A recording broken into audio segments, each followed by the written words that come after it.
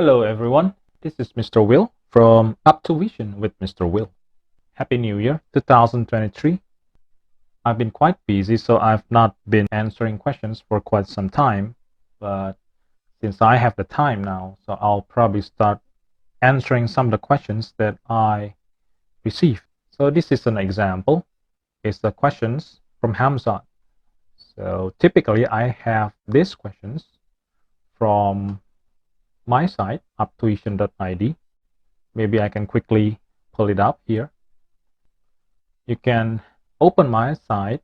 It is at uptuition.id, right? So you can take a look. I actually create quite an extensive amount of topics, right? You can go through this menu, math, and you can see some of the topics that I have written here, right? So for example, if you would like to search for some GCSE, IGCSE, or O-level equivalent topics, you can see some of the topics that I have written here. Or if you want to find some A-level equivalent topics, or IBDP, HL, SL topics, you can actually see some of the topics that I have written here, right?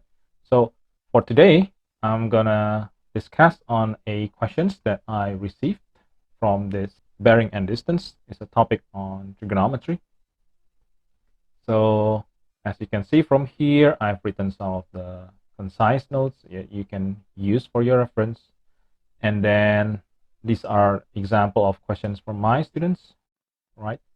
And if you would like to have some exercise for yourself, right, you can see through some of these questions and you can click this show solution button and learn through some of the solutions that I've written, right?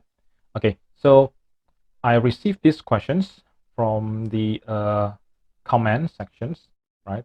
And then these are some of the questions that I'm going to answer here. So this is a question from Hamzat. So let's return back to the question. We have an aeroplane flies from town X on a bearing of 45 degrees E, which is east, to another town Y with a distance of 200 kilometers. It then changes course and flies to another town Z on a bearing of S, 60 degrees E. If Z is directly east of X, calculate correct three significant figures: the distance from X to Z and also the distance from Y to Z. So typically what I will do when I try to solve bearing and distance problem, I will try to make a simple sketch. So let's start. The airplane start from town X. So I'm just going to write the first point, which is town X. And then it is at a bearing of 45 degrees east. So if I would like to, let's say, create a simple compass direction, as usual, pointing up is my north side, pointing to the left is my west side, pointing to the right is my east side, and to the bottom, this is my south direction. This bearing, as usual, when the starting point is not given, it is always assumed it starts at the north direction. Okay, so we're going to start at the north direction. Let me draw it here, the north direction, which is pointing up. And then it is at a bearing of 45 degrees towards the east. So from the north direction towards the east, right, the east direction, which is clockwise direction from the north, for 45 degrees. Let me just quickly draw it. So this is going to be my 45 degrees direction from the north towards the east. And let me just write it down, the information. So this is going to be 45 degrees, right? This is going to be 45 degrees. And the distance is going to be 200 kilometers to another point, which is point Y. Okay. It then changes course, right, from the question. it flies to another town Z on a bearing of S 60 degrees east. S is south. Now it is given that the starting point where we want to calculate our angle is actually from the south direction. So let me draw the south direction here. This is my south direction, going down. And from my south, it's going at 60 degrees towards the east, right? From my south towards the east. So it's actually in the counterclockwise direction, right? Counterclockwise direction. For how many degrees? For 60 degrees. Let me write it down again, that angle. Just a simple sketch here.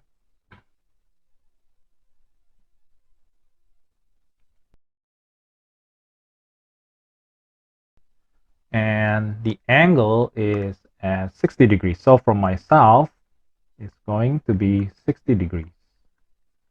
Okay, so where's point Z? Where's the town Z is located at? Right? Z is directly east of X. From this question, then we know that Z is exactly at horizontal direction, the right side of X, because it is at the east of X. So exactly horizontally at the right side of X. So if I just draw a simple line again from X, just a horizontal line.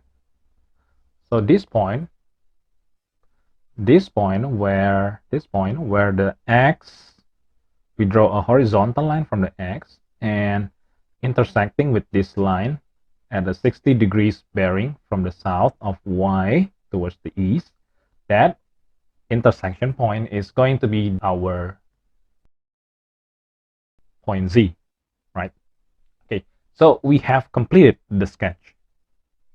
From this sketch, right, with all the information that we have written down, then we can calculate the questions, right? So for example, for part A, the distance from X to Z basically is from point X to point Z. It can help us to solve this question if we draw just an imaginary line to help us, right? So from this south direction of Y, I'm just going to draw a simple vertical line. And then this is just perpendicular, right? So you can see actually we're going to have two right angle triangle. We can calculate this distance from X to Z as two parts, right? So let's just name the first part, this one, as X, and then the second part from the perpendicular of Y to Z as Y. So my distance from X to Z basically is just X plus Y. I want to find what X first, right? I want to find X first. So how do I find X? We can see the first right angle triangle, right? So you can see this is the first right angle triangle, right? So if you look at this first right angle triangle, I'll just draw it here. Simple sketch. This is my point X, and then this is my Y, and then the hypotenuse is 200 and it's perpendicular. So it's right angle triangle. And then the angle, as you can see from here, this is 45 degrees, right? 45 degrees. So this angle, right? This angle is basically just the alternate interior angle of that, right? Which is 45 degrees. Or you can see this angle, right? This is just the complementary angle of 45 degrees, which is also 45 degrees. So you're going to have 45 degrees angles, which means you're going to have an isosceles right angle triangle. Okay, so if I want to find this value, right, which is my X, you can simply use a ratio of a isosceles right triangle, 45 degrees. It is just 1 to 1 to square root of 2, right, in terms of the ratio of the side length. So if I want to find X, X basically is just 1, the ratio, over the ratio of what we know, right, which is the hypotenuse, over square root of 2, multiply with the exact length, which is 200, right, with the known length. So this is going to be 200 over square root of 2. Rationalize this third, multiply with the conjugate surd, square root of 2 over square root of 2, and then I will get 200 square root of 2 over square root of 2 times square root of 2, which is 2. 200 divided by 2, that's just 100, right? So it's 100 square root of 2, right? Another way of doing this, of course, we can use trigonometry. You can do that also. Let's say we want to use this angle. If we want to use this angle, right? If we want to use this angle, then we would like to find out this adjacent side, right? Adjacent side, given that we know the hypotenuse, right? The hypotenuse. Which one we are going to use if we want to find the adjacent given the hypotenuse? We can actually use cosine, right? Ca. So cosine equals to adjacent over hypotenuse. We can write down simply cosine 45 degrees, that angle, equals the adjacent side, which is x, over the hypotenuse, which is 200, right? Again, x is just cross multiply of this is just 200 cosine 45 degrees, and then you're gonna have the same answer, which is 100 square root of 2. Okay, if we want to find the other one, so if we want to find the other one, which is y, and then we can simply look at the other one, right? So we can simply look at this right angle triangle, right? This right angle triangle. Okay, this right angle triangle. Again, if I just gonna simply make a sketch of that right angle triangle, let's say this is the one, right? So this is my y, this is my z, and then this is the perpendicular direction of y, and this is going to be my y, right? And we know this is 60 degrees, and also we know that x is the same as this height, right? Because it's 1-to-1, it's 45 degrees isosceles right angle triangle. This height is also same as x, which is 100 square root of 2. We can simply use the trigonometry, right? So let me just use trigonometry. Using this angle, 60 degrees, we know the adjacent side again, and we would like to find out about the opposite side, right? So this is the opposite side, and this is the adjacent side. Which one do you want to use if you want to use opposite and adjacent? So we're going to use TOA, right? Tangent of an angle equals to opposite over adjacent. So same thing, we're just going to write it down. Tangent of 60 degrees equals to the opposite side, which is y, over the adjacent, which is 100 square root of 2. So y equals to, just do the cross multiply of this, 100 square root of 2 times tangent 60.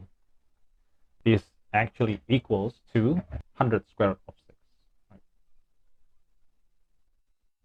Okay, so let's answer part A. The distance between x to z is just x plus y, which is 100 square root of 2 plus 100 square root of 6, round it off to 3 significant figure, 386 kilometers, right? And then we can quickly calculate the second part, the distance from y to xz.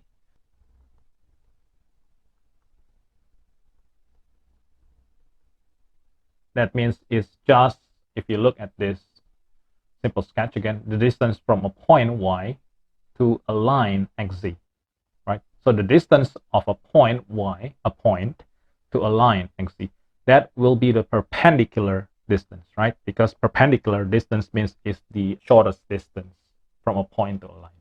That means it's just this height, right? It's just this height, which we already calculated before, which is 100 square root of 2.